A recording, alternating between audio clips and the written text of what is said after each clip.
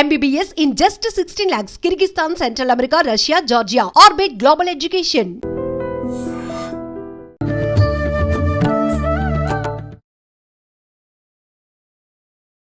నమస్కారం, welcome to I dream. ధర్మ మార్గం విత్ విజిత కార్యక్రమానికి స్వాగతం. ప్రస్తుతం మనతో పాటు ఉన్నారు లలితా సహస్రనామ గ్రంథ రచయిత, ఎన్నో పుస్తకాలు కూడా రాశారు. వారే పసుమర్తి వెంకట దుర్గా సుబ్రహ్మణ్యం గారు. ఇప్పుడు వారితో మాట్లాడి మరిన్ని విషయాలు లలితా సహస్రనామాల గురించి అడిగి తెలుసుకుందాం. నమస్కారం అండి.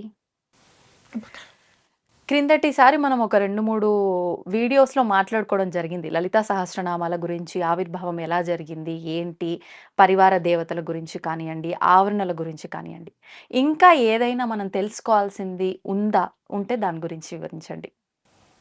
అసలు లలితా సహస్రనామ స్తోత్రం గురించి క్రిందటిసారి నా గురించి ఇంట్రొడక్షన్, దీని గురించి ఓవరాల్గా చెప్పుకున్నాను తప్ప అసలు లలితా సహస్రనామ స్తోత్రం ఏమిటి, దీని తాలూకు ఏమిటి అనేది మనం అసలు చెప్పుకోలేదు అసలు. ఇప్పుడు మనం ఏంటంటే లలితా సహస్రనామ స్తోత్రం ఏమిటి, ఎక్కడ, ఎలా ఆవిర్భవించింది, దీని గురించి మనం కొంచెం టూకీగా చెప్పుకుందాం. అలాగే. లలితా సహస్రనామ స్తోత్రం పరమేశ్వరి బ్రహ్మాండ స్వరూపిణి కనుక ఈవిడ్ని వ్యాసుల వారు బ్రహ్మాండ పురాణంలో చెప్పారు. అందుకే బ్రహ్మాండ పురాణంలో ఉత్తరఖండంలో లలితోపాఖ్యానంలో 3 అధ్యాయాలుగా అమ్మవారి గురించి చెప్పడం జరిగింది.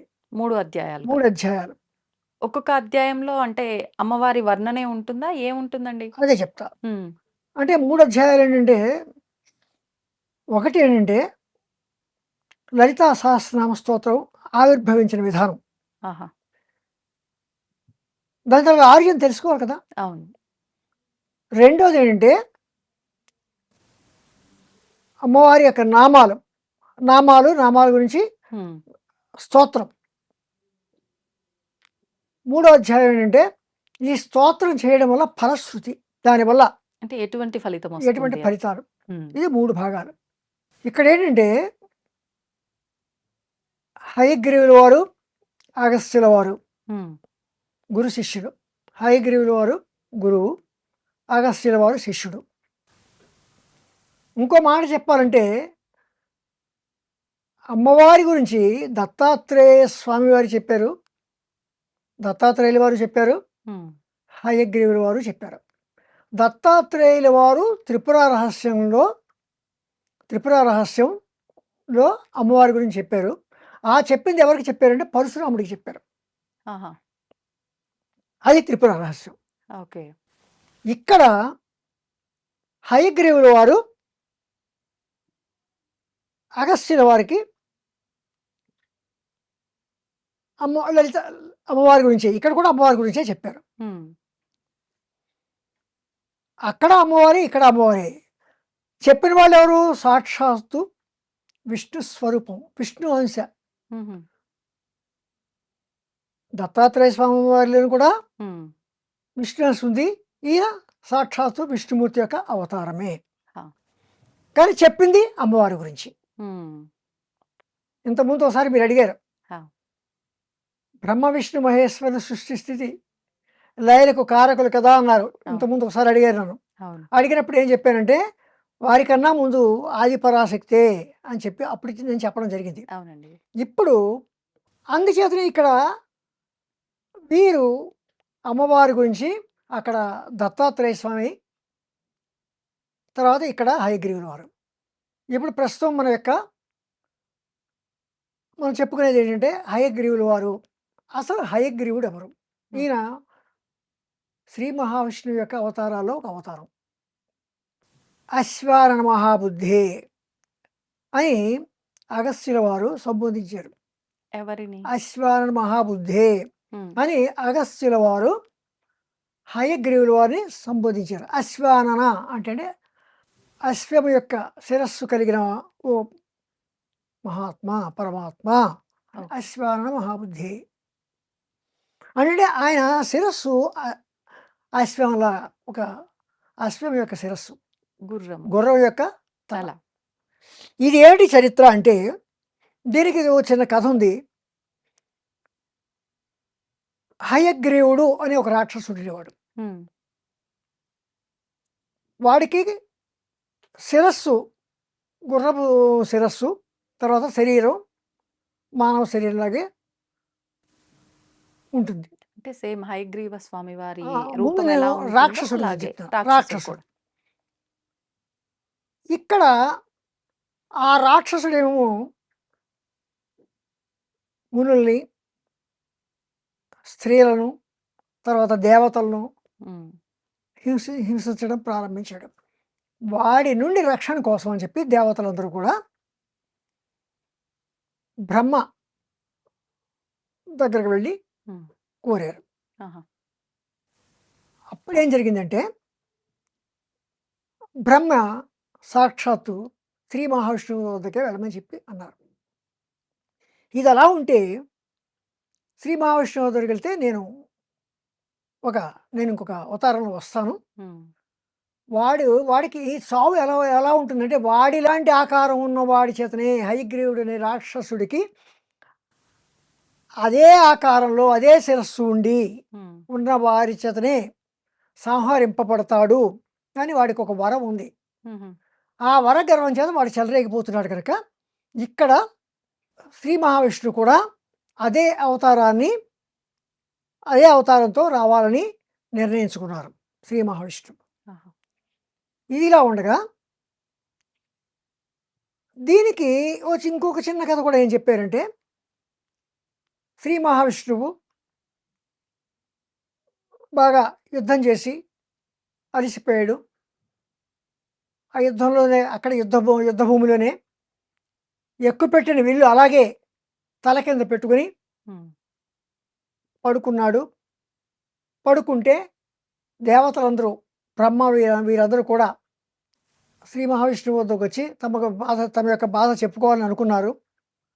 అనుకుంటే శ్రీ మహావిష్ణువు పడుకున్నాడు కనుక ఆయన్ని నిద్ర నుండి మేల్కొల్పడం మంచిది కాదు అని చెప్పి ఆలోచించారు. ఉమ్, ఎలా మేల్కొల్పాలని ఆలోచిస్తే అప్పుడు బ్రహ్మ ఒక పేడ పురుగుని సృష్టించి ఆ పేడ పురుగుని ఆ వింటి యొక్క నారి కోరికేలాగా ఉమ్, ఆయనకి నిద్రాభంగం అయ్యేలాగా చేద్దామని చెప్పి పేడ పురుగుని పంపించాడు.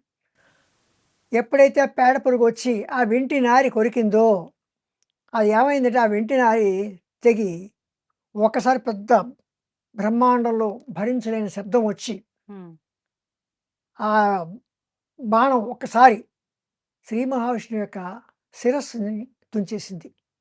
ఆ శిరస్సు ఎక్కడ ఎగిరిపోయిందో కనపడలేదు. ఉమ్, చివరికి దేవతలందరూ కంగారు పడ్డారు. అప్పుడు శిరస్సు లేకపోయేసరికి వెతికి ఒక గుర్రం యొక్క శిరస్సును తీసుకొచ్చి ఈ శ్రీ మహావిష్ణువు యొక్క శిరస్సుకి అతికించు. పెట్టి ఆ రకంగా శ్రీ మహావిష్ణువు అశ్వానుడుగా అవతారం దాల్చారు. ఎత్తడం సంభవించింది. ఉమ్, అది ఆ రకంగా చెప్తారు. ఉమ్. ఏదైనా మొత్తం మీద అవతారమే. కానీ ఇక్కడ చెదపురుగు అంటారు కదా. పేడ పురుగు. ఆహా, పేడ పురుగు అంటే మామూలుగా కొమ్ము ఇంత పురుగు ఉంటుంది. ఉహు, చెద పురుగు అంటే చిన్న చిన్నవి అవి కొంచెం కొంచెం కొరుకుతాయి. ఈ పేడ పురుగు ఏమిటంటే ఒకసారి కొరికేస్తుంది. ఆహా, అప్పుడు ఈ హయగ్రీవ స్వామి హయగ్రీవుడైన రాక్షసుడిని ఉమ్, సంహరించి దేవతల యొక్క అది ఆ రకంగా హయగ్రీవుల వారు ఈయన యొక్క ఇది చరిత్ర. అది మనకి శ్రావణ మాసంలో హయగ్రీవ జయంతి కూడా రాబోతుంది జయంతి కదా. కూడా అంటే ఈ మాసంలోనే స్వామి ఈయన వారు. ఏంటంటే యాక్చువల్గా చెప్పాలంటే మహాజ్ఞాని. పిల్లలు కూడా ఈయన హయగ్రీవుల వారికి పూజ చేస్తారు. ఉమ్, తర్వాత విద్యాబుద్ధుల కోసం అని చెప్పి పిల్లలు హయగ్రీవుల వారిని ఆరాధించడం కూడా జరుగుతూ ఉంటుంది. ఉహు, జ్ఞానబోధ. ఇది అదే క్రమంలో ఏమైందంటే అగస్త్యుల వారు ఏమని అడిగారంటే ఆయనకి హయగ్రీవుల వారు ఏం చేశారంటే పరాశక్తి మంత్రాలు, అంటే లలితా పరాశక్తి మంత్రాలు, న్యాసములు, పూజా విధి, పురస్చరణ విధానము, హోమాలు, రహస్యాలు, స్తోత్రాలు అని ఇలాంటివి 7 రకాలు చెప్పారు ఉమ్, అప్పటికే. ఆహా, అందు గురించి ఏం చేశాడంటే మొట్టమొదటిసారిగా హయగ్రీవ వారిని అగస్త్యుడికి అశ్వానన మహాబుద్ధి సర్వశాస్త్ర విశారద కథితం లలితా దేవ్యా చరితం పరమాద్భుతం. ఓ శ్రీ విద్యోపాసక శిష్యుడైన ఏమంటాడు, సకల శాస్త్ర విశారద హయగ్రీవ స్వామి అత్యంత ఆశ్చర్యకరమైన శ్రీ లలితా పరాశక్తి యొక్క ఉమ్, మంత్రాలు, న్యాసాలు, పూజా విధి, పురస్చరణ విధానము, హోమాలు, రహస్యాలు, స్తోత్రాలు ఇవన్నీ నాకు చెప్పారు. ఉమ్, కానీ నాకు ఒక విషయం మాత్రం చెప్పలేదు. ఉమ్, వీటితో పాటు ఇంకా ఏం చెప్పారు, అమ్మవారు భండాసుడిని చంపిన విధానం, తర్వాత అమ్మవారికి పట్టాభిషేకం అయిన విధానం అది కూడా చెప్పారు.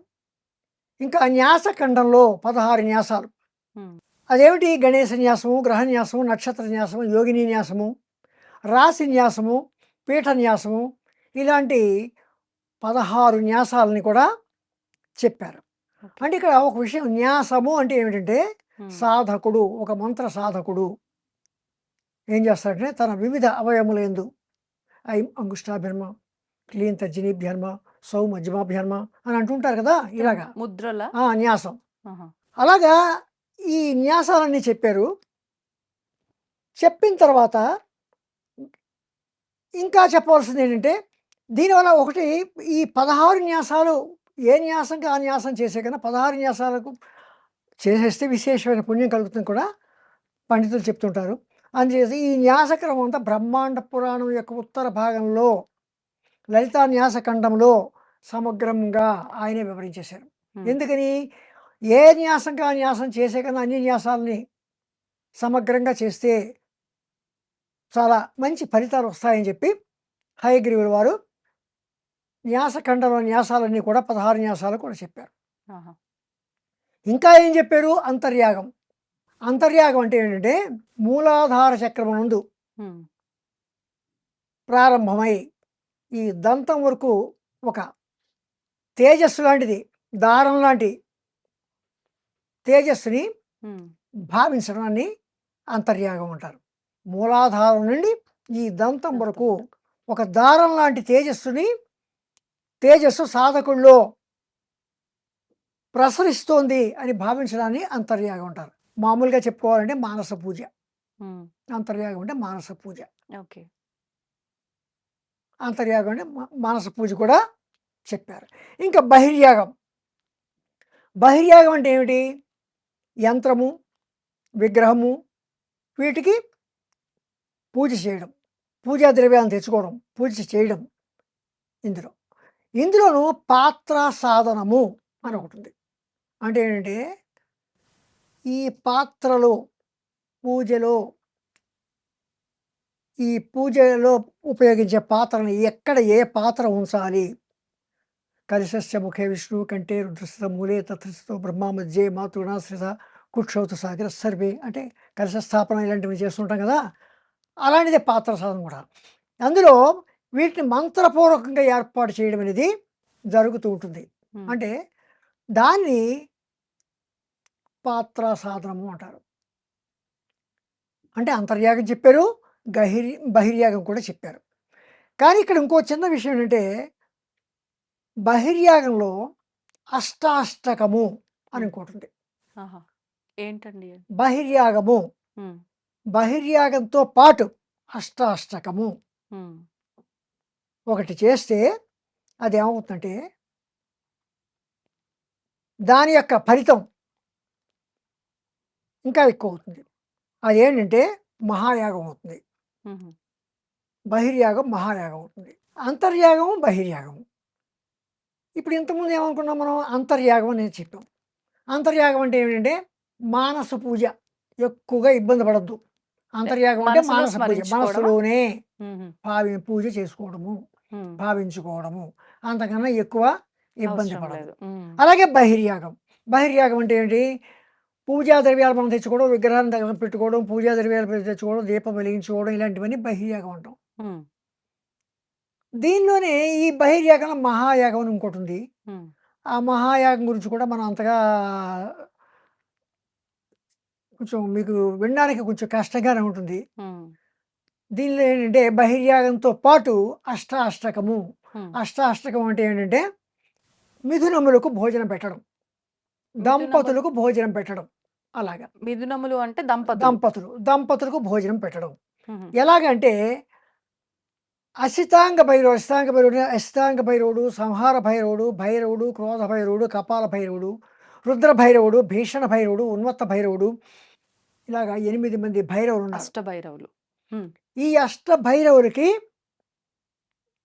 వాళ్ళ భార్యలతోటి ఉంటే వీళ్ళు దంపతులు.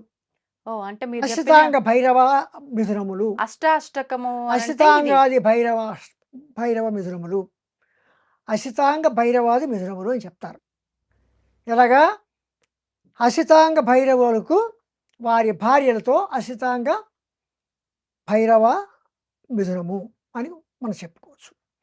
ఈ 8 మందికి 8 మంది దంపతులకు 8 మంది కుమార్తెలు పుట్టారు. ఉహు, అంటే 64 మంది. ఉహు, మంగళనాథుడు అని ఇంకొక మంగళనాథుడు, వీళ్ళు 8 మంది ఆహా, మంగళనాథుడు. వీళ్ళు దంపతులు. ఈ మంగళనాథుడు 8 మందికి 8 మంది దంపతులు. ఉమ్, ఈ 8 మందికి 8 మంది మగపిల్లలు పుట్టారు. ఉహు. అంటే 8 మంది అక్కడ ఒక్కొక్కడికి. 64 మంది ఆడవాళ్ళు, అక్కడ ఇక్కడ 64 64 మంది మగవాళ్ళు. అసితాంగాది భైరవ మిథునములకు 8 మంది ఆడపిల్లలు పుడితే, ఇక్కడ మంగళనాథాది మిథునములకు 8 మంది మగ పిల్లలు పుట్టారు. అక్కడ 64 మంది, ఇక్కడ 64 మంది. అక్కడ 64 మంది మిథునములకు, ఇక్కడ 64 మంది మిథునములకు పెళ్ళిళ్ళు చేస్తే వీళ్ళు మొత్తం మంది ఎంతమంది అయ్యారు? 64 మిథునములు అయ్యారు. 64 దంపతులు. అక్కడ 64 మంది ఆడపిల్లలు, ఇక్కడ 64 మంది మగ పిల్లలు. వీరికి పెళ్ళిళ్ళు చేస్తే ఉమ్, 64 జంటలు. 64 జంటలు ఏర్పడ్డారు. ఉమ్, వీళ్ళని మనం చతుషష్టి కోటి యోగినులు. ఉహు, మనం ఉహు.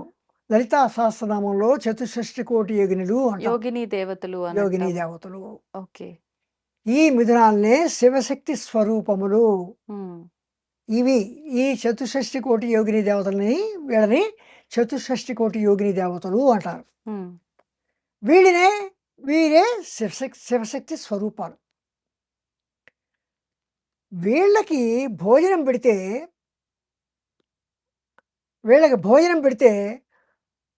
ఈ భోజనం పెట్టి వీరికి తృప్తి కలిగించితే అష్టాష్టకము అవుతుంది. ఉహు. ఇంతకుముందు ఏమనుకున్నాం? బహిర్యాగం అన్నాం. అవును. బహిర్యాగం అంటే ఏమిటి? మామూలుగా విగ్రహాన్ని పూజ చేసుకోవడం, విగ్రహంలో తర్వాత లేదా ఒక యంత్రానికి పూజ చేసుకోవడానికి ఏమేమో తెచ్చుకున్నాం, అక్కడ పువ్వులు అన్నీ తెచ్చుకుని పూజ చేసుకుంటాం. అంటే మనం ఉపచారాలతో ఆ. చేసే పూజా విధానం. దాంతోపాటు అష్టాష్టకము అంటే ఏమిటంటే అసితాంగ భైరవాది మిథునములకు, ఉమ్, అంటే అసితాంగ భైరవులు 8 మంది ఉంటే ఆ 8 మంది దంపతులు, వారి భార్యలతో 8 మంది దంపతులు ఉన్నారు. అంటే ఈ 108 మంది ఆ యోగిని 8 దేవతలు. మందే 8 వాళ్ళకి 8 మంది ఆడపిల్లలు పుట్టిన 8 మంది 64 మంది ఆడపిల్లలు. అంటే ఈ మిథునములకు ఈ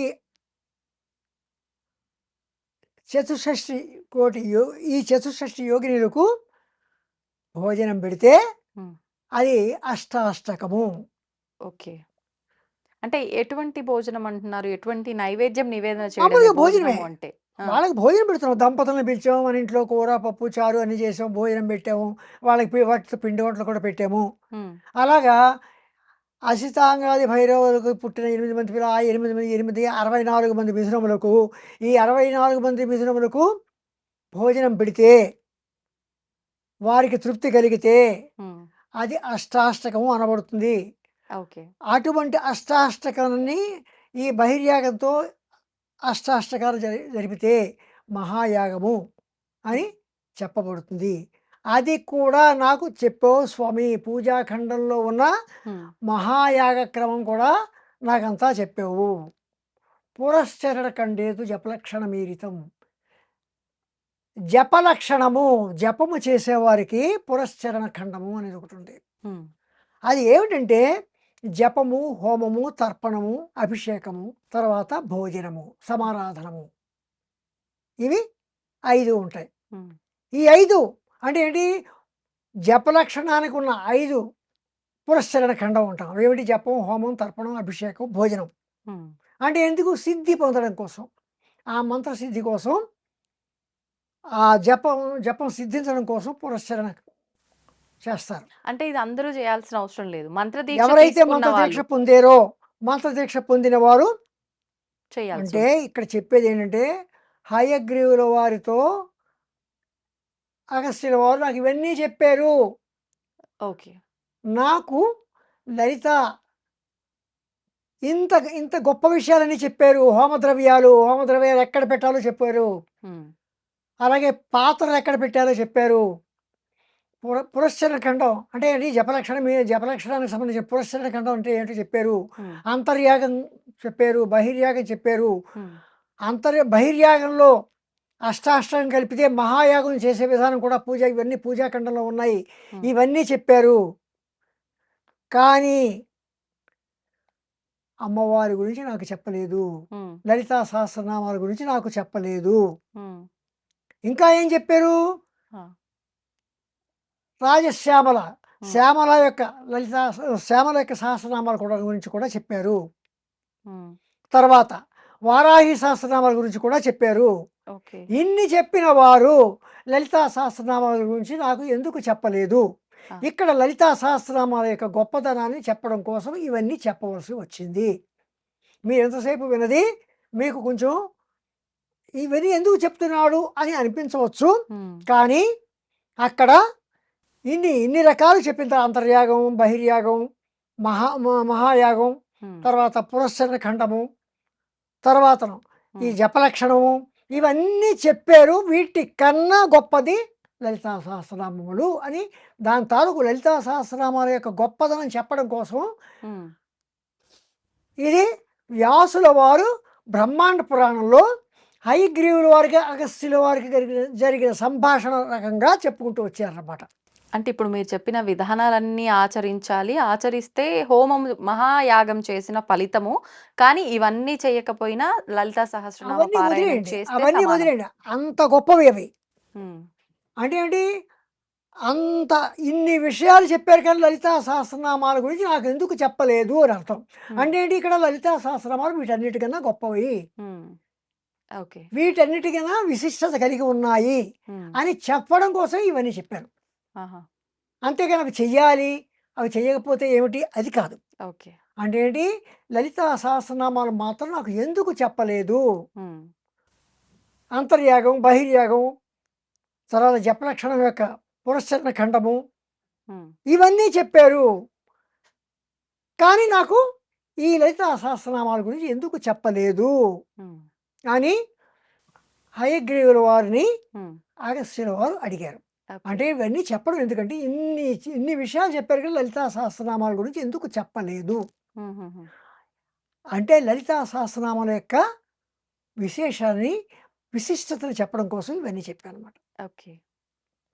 అయితే దీనికి అప్పుడు హయగ్రీవుల వారు ఏమన్నారంటే, నువ్వు బాగానే ఉంది, ఉమ్, నువ్వు అడిగావు, ఉమ్, నేను చెప్తాను.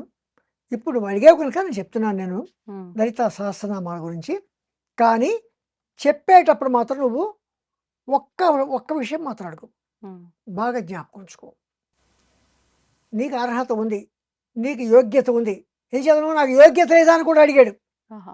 నాకు అర్హత లేదా అని కూడా అడిగాడు. అంటే చెప్పలేదు కాబట్టి ఇవన్నీ చెప్పారు కానీ నాకు మమ వా యోగ్యత నాస్తి శ్రోతు నామ సాహసకం కిమర్థం భవతానోక్తం తత్రమే కారణం వద.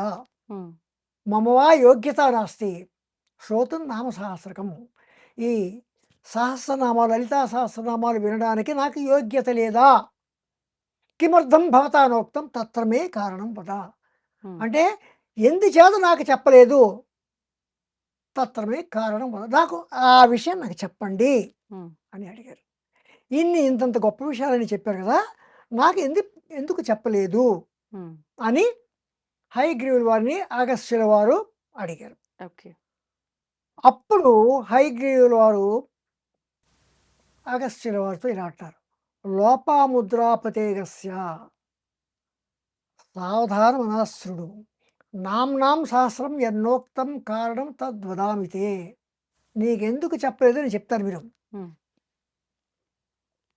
ఇంత ఇవన్నీ చెప్పిన వాడి నీకు ఇది ఎందుకు చెప్పలేదు అంటే వీటన్నిటికన్నా విశిష్టత ఉంది. ఆ. ఏమిటిది? లలితా సహస్రనామములు రహస్యాతి రహస్యమైనవి, అందుకే ఇంతవరకు నేను చెప్పలేదు. వీటి గురించి ప్రత్యేకించి చెప్పాలి. అవి చెప్పడం ఒక పద్ధతిలో చెప్పుకుని వచ్చేయచ్చు, కానీ లలితా సహస్రనామాలు చాలా రహస్యాతి రహస్యమైనవి, అందుకే నేను ఇంతవరకు నీకు చెప్పలేదు. నువ్వు నా భక్తుడవు, నువ్వు ఎంతో వినయంగా అడుగుతున్నావు కనుక నేను నీకు తప్పకుండా వీటి గురించి నేను చెప్తాను, విను. ఇక్కడ ఒక విషయం మనం చెప్పుకోవాలి. అగస్త్యుల వారు చాలా గొప్పవాడు. ఎంత గొప్పవాడంటే సముద్రాన్ని అవపోసలు పెట్టేశాడు. మీరు విన్నారు లేదు, సముద్రాన్ని ఆయన అవపోసం పెట్టేశాడు, ఇలా పట్టుకుని తాగేశాడు. ఎందుకు తాగాడు అని ఒక విషయం చెప్పుకోవాల్సి వస్తే, కాలకేయులైన రాక్షసులు,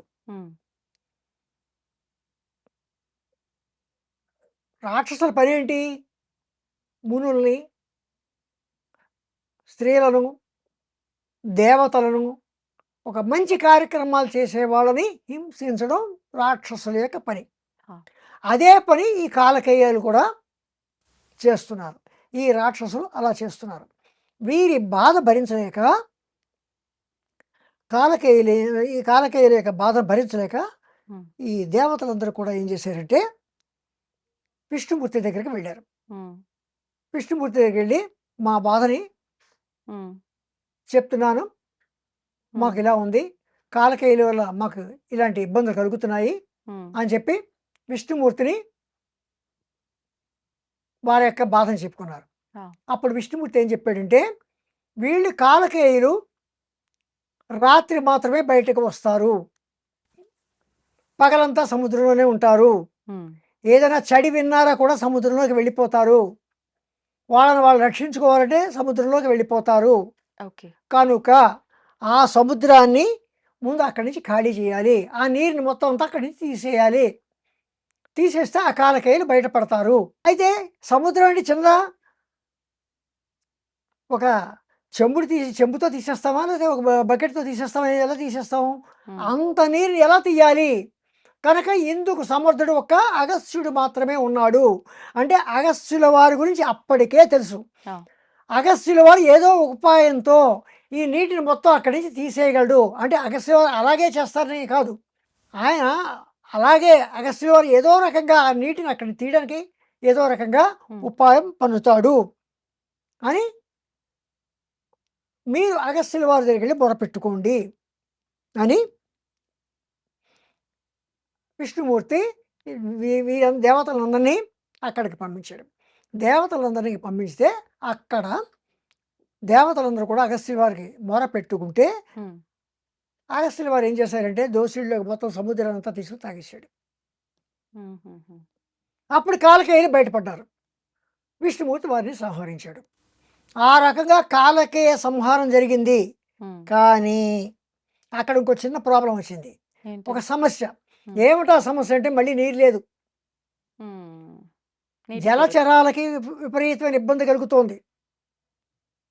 సముద్రం ఇంకిపోతే బావులు ఇంకిపోతాయి, బావుల్లో నీరు ఉండదు, చెరువులో నీరు ఉండదు, నదుల్లో నీరు ఉండదు. కనుక ఇప్పుడు మళ్ళీ సముద్రంలోకి ఆ నీరంతా వచ్చేయాలి. అంటే ఎవరు? మళ్ళీ అగస్త్యుల వారే నీరంతా తాగేసి నీరంతా వదిలేయాలి. అప్పుడు ఆయన ఏం చేశారంటే మళ్ళీ దేవతల యొక్క అభ్యర్థన మేరకు ఆ నీటిని అంతటిని తన మూత్రద్వారం ద్వారా వదిలేశారు. అవునా?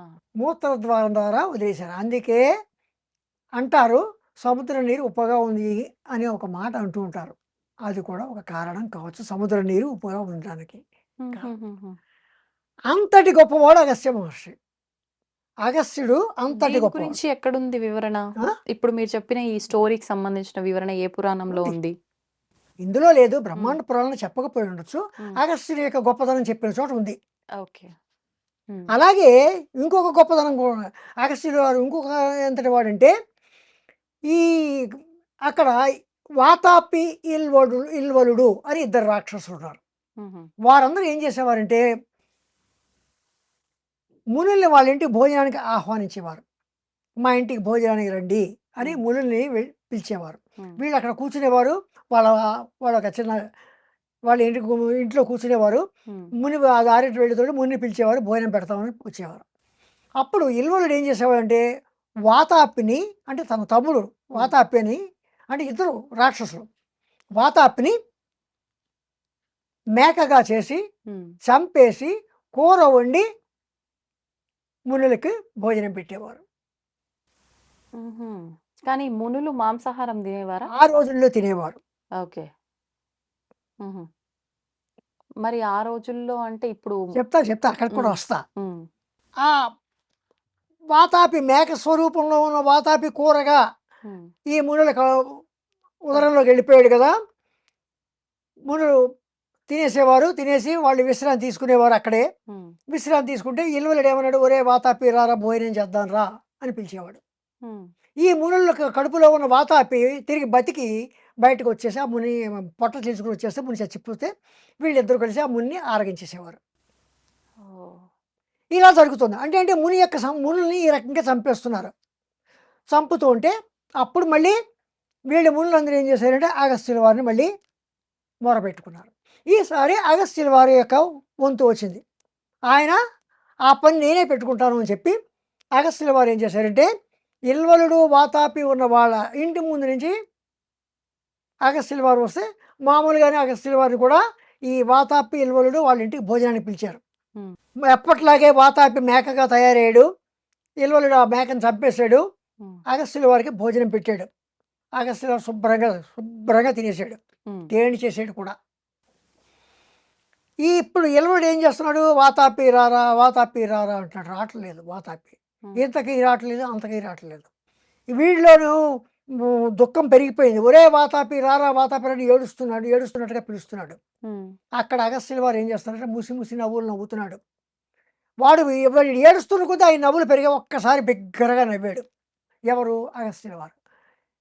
స్వామి, మా తమ్ముడు ఏడి, మా తమ్ముడు ఎక్కడున్నాడు అని అడుగుతాడు. హ్మ్.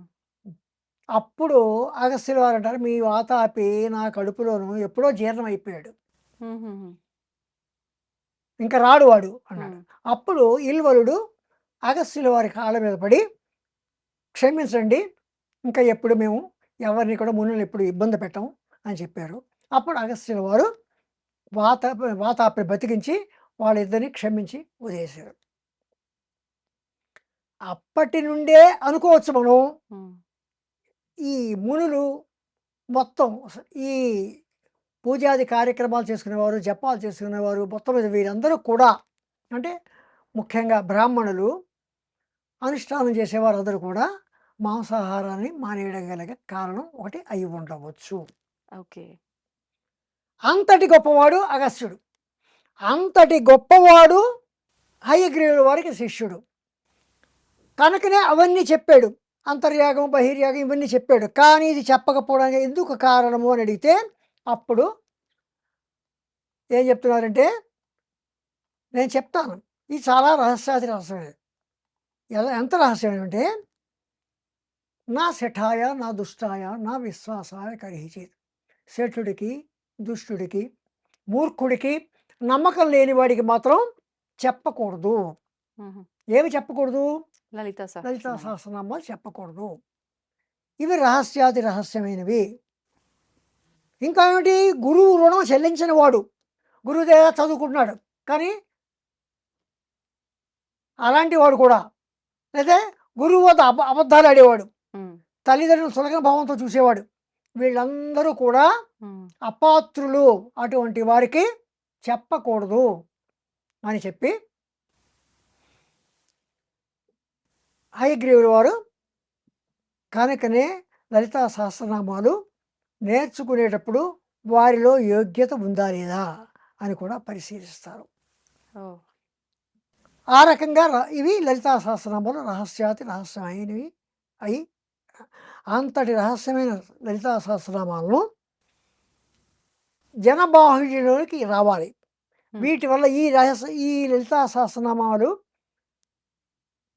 పఠించడం వల్ల, స్తోత్రం చేయడం వల్ల, ఈ నామాల్ని స్తోత్రం చేయడం వల్ల అమ్మవారికి ఎంతో ఆనందం కలుగుతుంది. దానివల్ల భక్తులు ఎంతో వారి యొక్క కోరికలు తీరుతాయి. తర్వాత వారికి కైవల్యం ఏర్పడుతుంది. అందుకని అమ్మవారు ఏం చేస్తుందంటే ఈ యాగాలు, ఈ జపాలు వీటికన్నా అన్నిటికన్నా గొప్పవైన తన యొక్క నామాలను రాయమని చెప్పి తనలోని వసిని, కామేశ్వరి, మోదిని, విమల, అరుణ, జైని, సర్వేశ్వరి 8 మంది వాగ్దేవత, ఇంతకుముందు వాగ్దేవతల గురించి మనం చెప్పుకున్నాం. ఆ వాగ్దేవతలను పిలిచి ఈ లలితా సహస్రనామాలు రాయమంది. వీళ్ళు లలితా సహస్రనామాలు రాయడం కాదు, చెప్పారు. ఆ రోజుల్లో చెప్పడమే ఉంటుంది, ప్రత్యేకించి ఎక్కడో రాయడం అలాంటిది ఏమి ఉండదు. రాశారు. మణిద్వీపంలో అమ్మవారు కూర్చుంది పంచబ్రహ్మాసనం మీద. అప్పుడు బ్రహ్మ సరస్వతులు, లక్ష్మీనారాయణులు, గౌరీ రుద్రులు కోట్లాది రూపాల్లో వచ్చారు. తర్వాత దండిని అంటే వారాహి, రాజశ్యామల కూడా వచ్చారు. తర్వాత చతుర్షష్ఠి మహాచతుర్షష్ఠి కోటి యోగిని దేవతలు కూడా, యోగిని దేవతలందరూ కూడా వచ్చారు. అందరూ ఉన్నారు. ఆ సభలో ఉంటూ ఉండగా అమ్మవారు ఒకసారి వాళ్ళ పక్క చూసి, వసిన్యాసులు కూడా అక్కడ కూర్చుంటే వారి పక్క చూసి, నేను చెప్పిన పని ఏం చేశారు, ఇంతకుముందు మీరు అడిగారు ఏమిటా పని అంటే, ఏమిటా పని అంటే లలితా సహస్రనామాలు రాయమని చెప్పింది కదా, తన నామాలు రాయమని చెప్పింది. అప్పుడు అమ్మవారు వాళ్ళ పక్క చూస్తే అప్పుడు వాళ్ళు శ్రీమాత శ్రీ మహారాజ్ఞి శ్రీమత్ సింహాసనేశ్వరి అని ముక్త కంఠంతో ఒక్కసారి పలికారు. అది లలితా సహస్రనామం యొక్క ఆవిర్భావం. ఇది శ్రీ బ్రహ్మాండ పురాణే ఉత్తరఖండే హైగ్రీవాగస సమాజే శ్రీ లలితా సహస్రనామ స్తోత్రం ప్రథమోధ్యాయ. ఇది ప్రథమాధ్యాయం. 3 అధ్యాయాల్లో ఇది మొదటి అధ్యాయం. ధన్యవాదాలండి. తవ్వుతున్న శివలింగం సరే దాన్ని అట్లా కప్పేసేయండి, చూపించదండి. Krishna is there. మూర్తి పూజ కాదు, సాక్షాత్ బ్రజేంద్ర నందన భగవాన్ ఉన్నారు మూర్తిలో. ఏమీ ఆశించకుండా ఆరాధించే వాళ్ళు కూడా ఉన్నారా ప్రభుజీ? నిజమైన భక్తి అంటే మనకు తెలియదు కాబట్టి